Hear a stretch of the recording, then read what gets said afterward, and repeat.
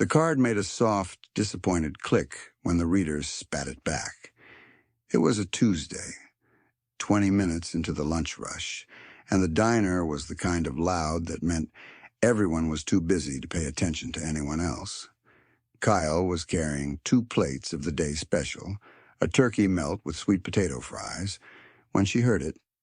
She set the plates down at table 4, wiped her hands on her apron, and turned back to the counter just in time to see the man at table 7 staring at the small card machine, like it had said something offensive to him.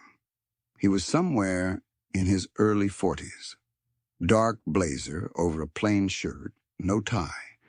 He had the look of a man who had not expected his morning to go the direction it was going, which is to say the look of a man who was not accustomed to small embarrassments. "It's saying declined," said the counter girl, Patrice, who was 16 and not unkind, only inexperienced in the art of delivering bad news quietly. She said it at a volume that carried. The man's jaw tightened. He touched the card again as if touching it might change the situation. "Run it again." Patrice ran it again. The reader clicked the same way. Kyle was already moving. She had learned, in 4 years of working the floor at May's kitchen, that a scene could be stopped in the first 10 seconds or it could grow, and once it grew, it took the room with it. She slid in beside Patrice, rested one hand briefly on the girl's shoulder, in a way that said she had it handled, and looked at the man with an expression that held nothing but business. "What did he have?" she said to Patrice, low enough that only the 2 of them heard. "The soup and the club, $12 even." Kyle reached into the pocket of her apron, where she kept the folded bills from the morning's tips. She counted out $12 without breaking the man's eye contact, laid it on the counter beside the register, and said, "You're all set." The man looked at the money. He looked at her name badge. He looked back at the money. "You don't have to do that," he said. "I know," Cal said. "Enjoy your lunch." She picked up a water pitcher that did not need refilling and moved on to table 9, where an older woman was signaling for more coffee. She did not look back at table 7.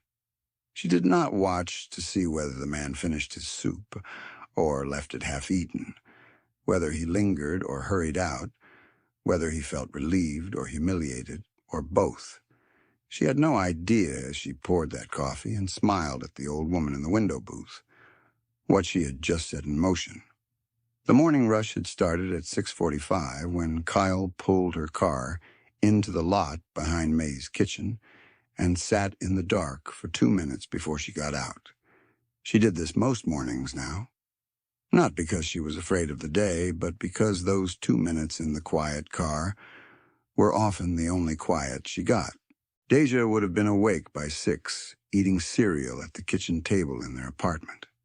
Wearing the purple backpack Cale had bought second-hand from a school sale, and their neighbor, Ms. Ida, would have walked her to the school bus stop at 7:15 the way she did every Tuesday and Thursday when Cale's shift started before 8. Deja was 9 years old, and she had her mother's eyes and her late grandmother's patience, which was a good combination, because patience was something their life required in large quantities. Kyle was 29 days away from her November rent, and $240 short of what the envelope on the kitchen counter needed to hold. She had done the math 3 times over the weekend, sitting at that same kitchen table after Deja went to sleep, with a notepad and a pen because writing numbers down made them feel more manageable, even when they were not. The rent was $870 a month for a 2-bedroom on Clement Street, which was not a lot by the standards of the city, but was a precise and considerable sum when you were tallying it against 42 hours of diner wages and whatever the tables decided to leave. She had been $4 short the previous month, and her landlord, a quiet man named Mr. Garfield, who had lived in the building for 30 years, had accepted it with a nod and written her a receipt for the full amount anyway. She did not want to need that grace again. She had scheduled herself for a double shift Wednesday and the closing shift on Saturday to close the gap. $20 an hour when she factored the tips in, if the tables were decent and the weather kept people inside. She was not panicking. She was calculating. That was the difference Kyle had learned to maintain. In the years since Deja's father had left, and the years since her own mother had gotten sick, and the years since she had looked at the life she had imagined for herself at 22 and understood it was not the life she was living. The difference between panic and calculation was this. Panic spent energy, and calculation spent it better. Renee was behind the counter when Kyle came in, already tying her apron.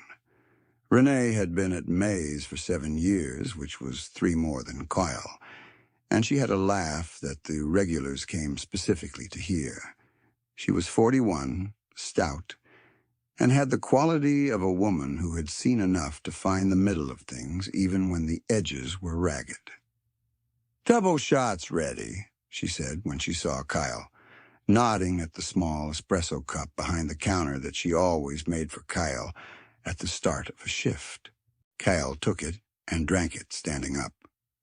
"Deja sleep, okay?" "I don't know your child's sleep schedule," Renee said. "But you look like you did not." "I'm fine." "You always say that." "Because I always am."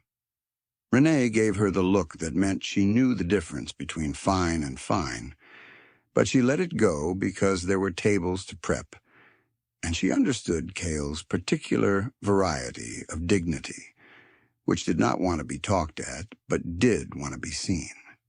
She saw her. That was enough. And both of them knew it.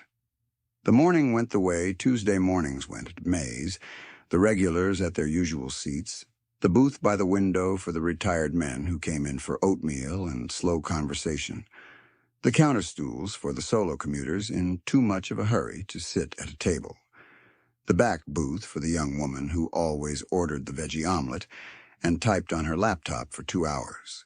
Cale moved through all of it with the practiced ease of someone who has learned that good service is partly theater and a partly physics.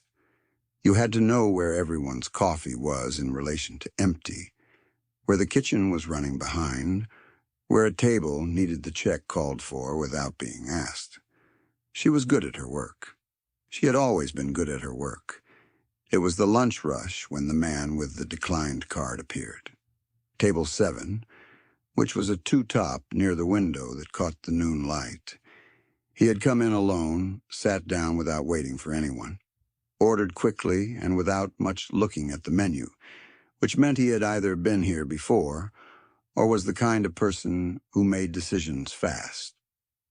After Kyle handled the card situation and moved on, Renee caught her eye from behind the counter, a raised eyebrow, a tilt of the head toward a table 7.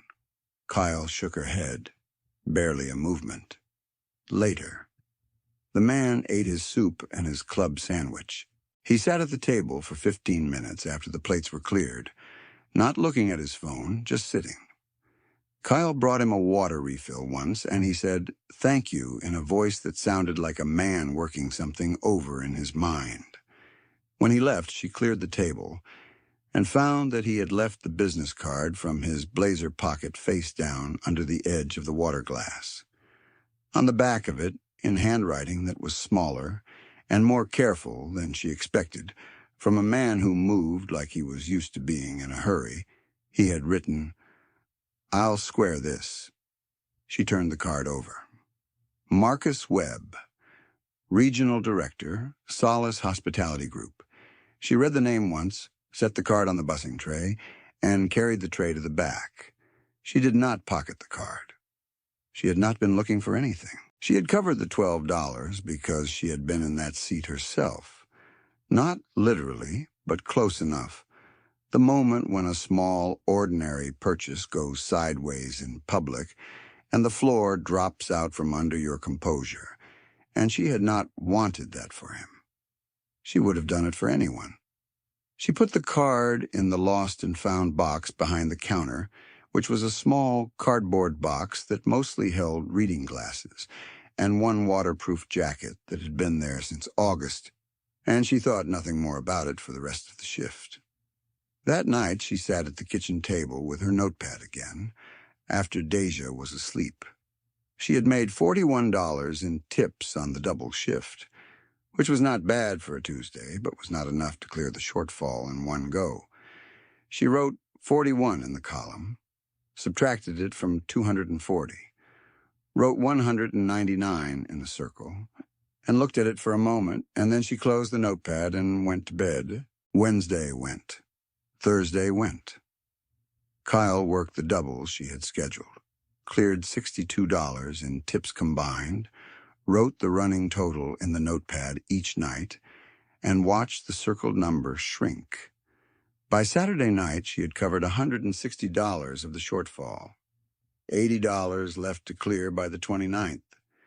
She had the Saturday close and a Sunday open still on her schedule, and if the tables were kind, she would make it. She did not think about the man from Table 7. She had already half forgotten the specifics of his face, the blazer, the careful handwriting. This was simply how Coyle moved through the world. She gave what she had to give, and then she moved to the next thing. She did not keep a ledger of kindnesses extended because she had never expected one to be kept for her. What she did not know was that Marcus Webb had not forgotten a single detail of the Tuesday lunch. He was not a man who was often caught without resources. He had been at the company for 11 years, had moved from a front-of-house manager at a mid-range hotel in Charlotte, up through regional operations until he was overseeing development for 3 new properties. The Solace Group was building in the city, a boutique hotel downtown, a mid-range extended stay near the convention center, and a full-service restaurant property in the refurbished warehouse district. He had a salary that did not require him to think about $12 lunches.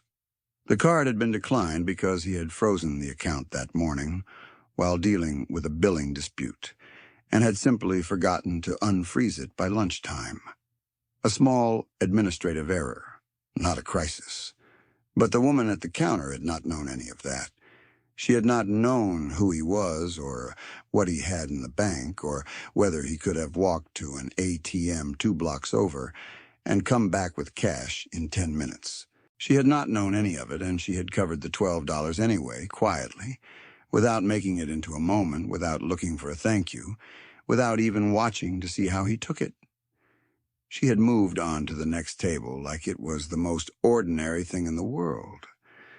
Marcus Webb had been in hospitality for 11 years. He had seen 1,000 acts of customer service, had trained people in the mechanics of it, had sat through seminars on guest experience and service culture and emotional intelligence in the workplace. He knew the difference between a person doing their job and a person being who they were at their job. What he had watched Kyle do at that counter was the second thing. He found the diner's name on his receipt, May's Kitchen, with an address on Palmer Street. He drove past it on Thursday evening on his way back from a site walk at the warehouse property, not stopping, just noting the light in the windows and the handwritten specials board visible from the street. He spoke to the manager on Friday morning, a compact woman named Greta, who had run May's for 8 years and who looked at him with the particular wariness of a small business owner confronted by a man in good shoes asking questions. He explained what had happened on Tuesday. He said he wanted to return and settle what was owed, and to thank the employee directly if that was all right. Greta told him the waitress who had covered his check was named Kyle, that she worked Tuesday through Saturday, and that she was on for the lunch shift the following Tuesday. He thanked her. He drove to the site meeting. He did not stop thinking about the woman at Table 7's counter.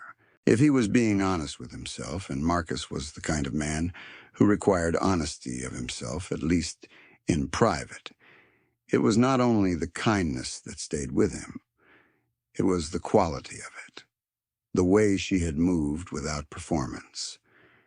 In 3 days of thinking about it, he had decided that the quality of a person showed most plainly in the small moments that no one was scripting them for. And what he had seen in that diner on Tuesday was a person who was simply, without calculation, good at caring for the people in her vicinity.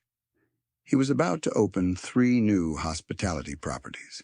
He was going to need people who carried that quality as a baseline, not a technique.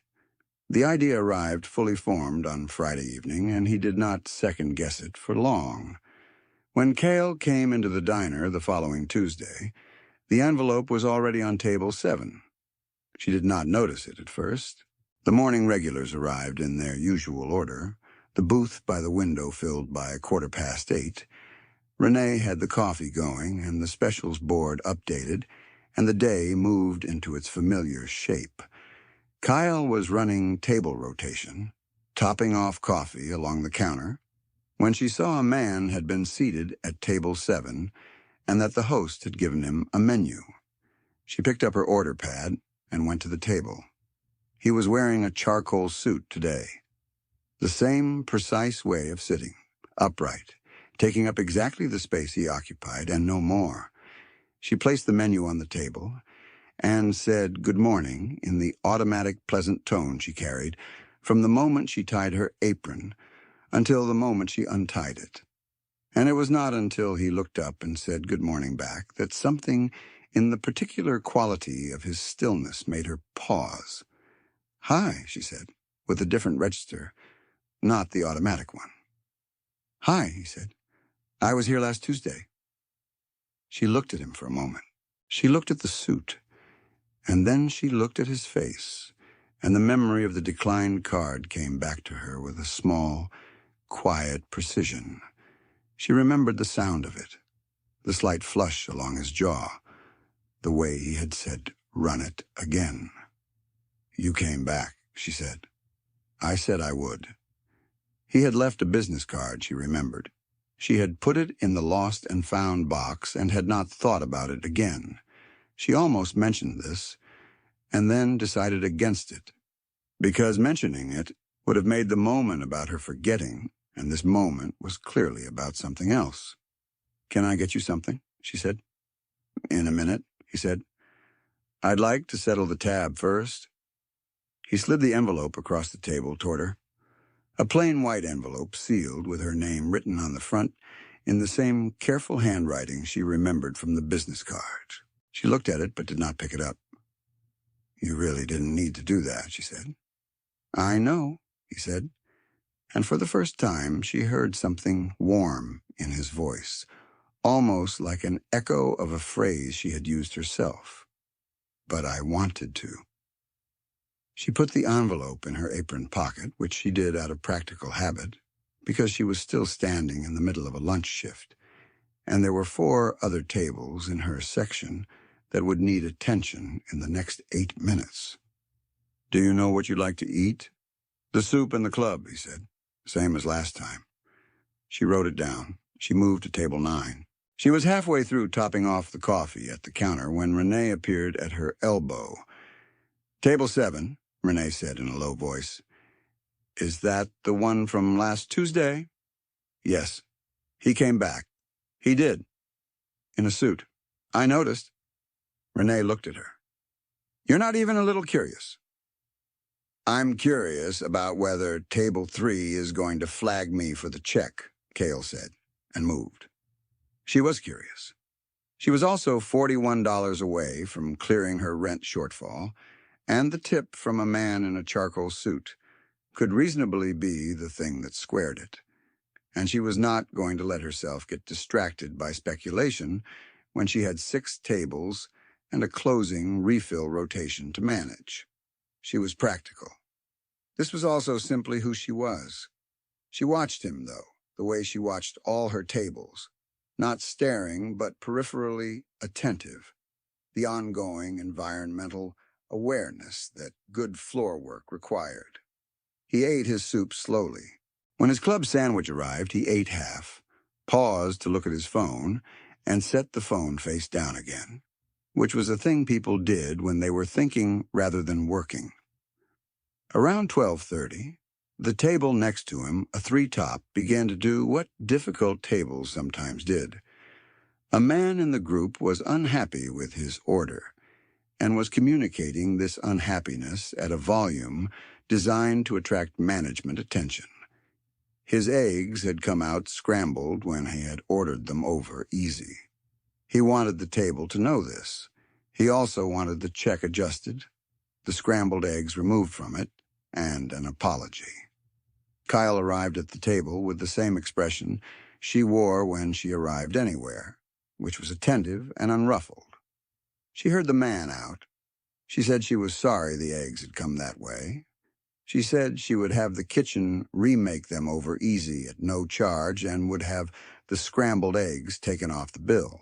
She said this in a tone that was not servile and was not cold, that was simply direct, matter-of-fact, and warm enough that the man's posture changed over the course of her 3 sentences from aggrieved to placated, and by the time she moved back to the kitchen to relay the order, all 3 people at the table were talking again in ordinary voices. She did not know that Marcus had watched the entire exchange from table 7, sitting very still with his half-eaten sandwich in front of him.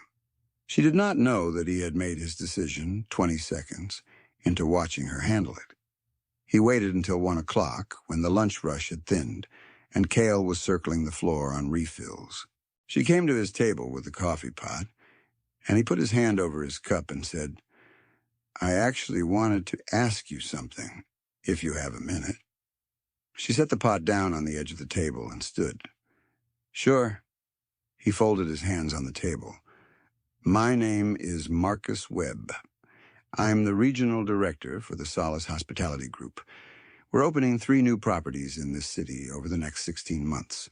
A boutique hotel downtown, an extended stay near the convention center, and a restaurant property in the warehouse district." Cale listened. "I've been looking for a floor manager for the restaurant property," he said. "Someone with genuine floor experience, good instincts with guests, and the kind of disposition that can't be trained in. I watched you handle a complicated situation at that table just now, and I watched you on Tuesday when my card didn't go through. I wanted to meet you." Kyle was quiet for a moment. She looked at the envelope that she had not yet opened, still in her apron pocket, and then she looked at him.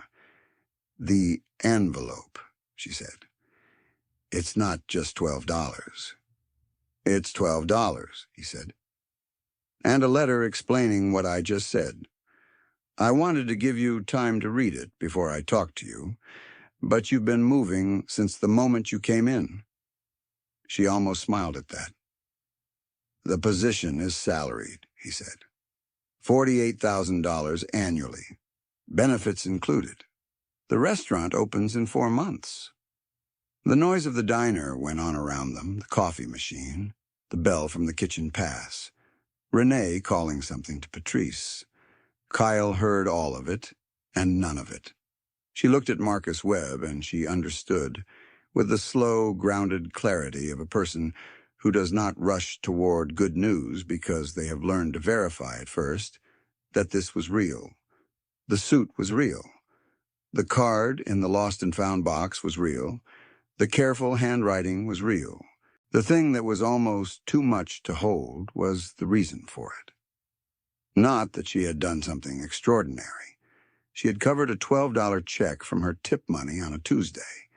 She had done it because the alternative, watching a person be embarrassed in public over $12, was something she was not willing to do if she had the means to prevent it. She had not done it for a job. She had not done it for anything.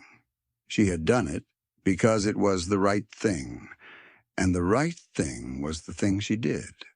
She pressed her lips together. She breathed once through her nose.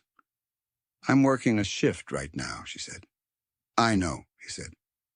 "I'm not asking you to decide anything right now. I'm asking you to read the letter. Call the number on the card when you're ready. That's all. From behind the counter, Renee was watching. She had been watching since Marcus had set the envelope on the table, and she had been watching since Kyle had put it in her apron. And she had been watching when Marcus began to speak, and Kyle went very still in the particular way she went still when something was happening that cost her composure to contain. Renee had known Kyle for 4 years. She knew the cost of things for her, the double shifts, the notebook with the columns, the careful pride, the way she talked about Deja as though mentioning her daughter's name too many times in a workday was a luxury she rationed. She watched Kyle stand at that table, back straight, chin level, apron pocket holding an envelope with her name on it, and she watched whatever was in Kyle's face shift, just barely, the way a door shifts in its frame before it opens. "I appreciate it," Kyle said to Marcus, and her voice was steady, and then it was not quite steady, and she caught it and steadied it again. "I'll read the letter." "Good," he said.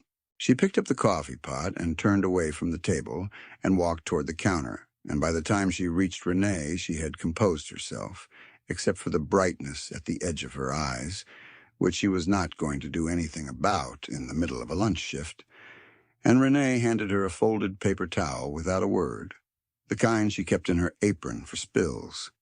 And Kyle took it and pressed it briefly to the corner of one eye and handed it back. "Well?" Renee said. "He offered me a job," Kyle said low.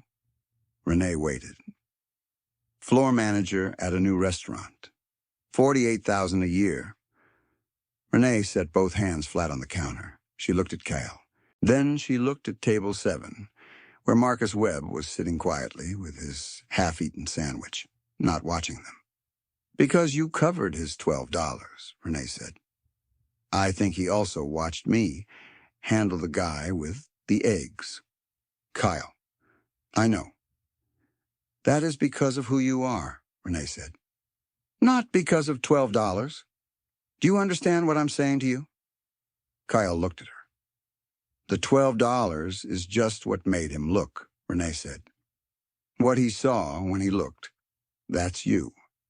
That's 4 years on this floor, taking every table like it matters, covering every gap, never making anybody feel small about anything.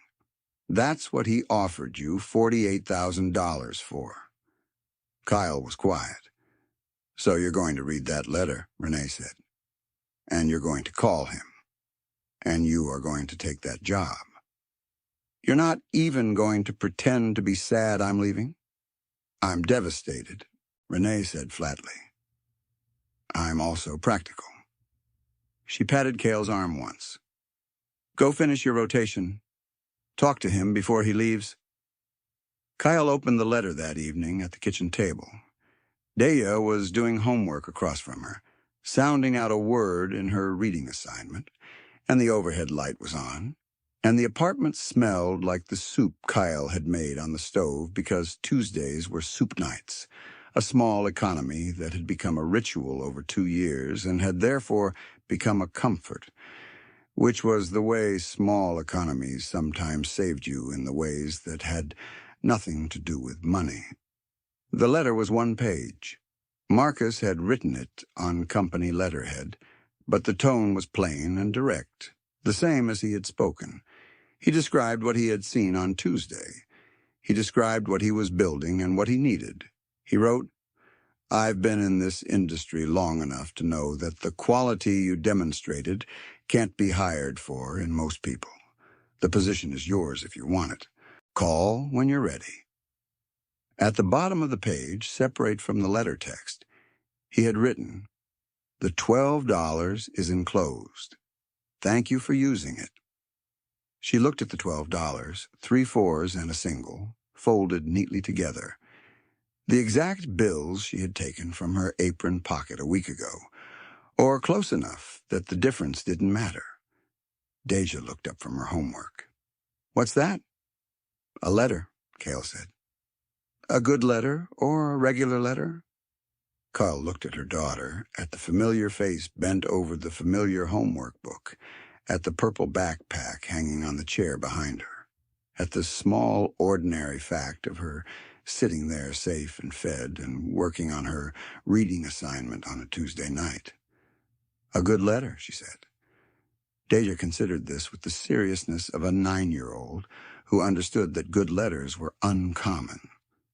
Good, she said, and went back to her reading. Cale called Marcus the next morning from the parking lot behind Mays, 20 minutes before her shift started. He answered on the second ring. "I'd like to take the position," she said. "Good," he said. "I'll have HR reach out today with the paperwork. Can you come in Friday for a full site tour?" She said she could. She wrote the address on the back of her notepad. She sat in her car for the remaining 15 minutes before her shift, not because she needed quiet, but because she needed to let the shape of the thing settle. $48,000 a year. Benefits. A restaurant property in the warehouse district, which she had driven past twice and had looked at from the outside the way you looked at something that was not for you. Not out of bitterness, but simply out of a clear-eyed knowledge of what was and was not in reach. She did not feel lucky. She felt, in a way that was harder to name than luck, that something had come around her that she had been earning for a long time without knowing it was being counted. She told Renee before the shift started. Renee said 3 things in the following order. She said, "I knew it." She said, "You're going to run that floor like nobody's business." And then she said, with a degree of emotional directness that she normally reserved for closing time when there were no customers left, "I am really proud of you, Kyle. I need you to know that." Kyle squeezed her hand and said nothing, which was the right answer. She gave Greta 2 weeks' notice the same day. Greta heard it, looked at her for a moment, and said, "I always figured it was only a matter of time." Then she put a hand on the counter and said, "The egg guy came back today and asked specifically for you, by the way. You made an impression." She said it in the tone of a woman who knew she was losing her best floor employee and had decided to be gracious about it. Cale's last shift at Mays was on a Saturday, and the regulars from the window booth, the retired men with the oatmeal, chipped in for a card. One of them, a man named Dexter, who had been coming in since before Cale started, patted her hand and said, "You were always better than the place, honey. No offense to the place." She laughed, which was the real kind of laugh, not the service industry kind, and she carried it home with her that evening. She spent the 2 weeks in between her last shift at Mays and her first day at the new property doing 3 things. She kept Deja's routine exactly the same, because Deja was 9, and routine was the scaffolding of security for a child, and Kyle was not going to disturb it for her own excitement. She read everything Marcus's HR team sent her about the restaurant concept, the service standards, the management structure, the guest experience philosophy, and she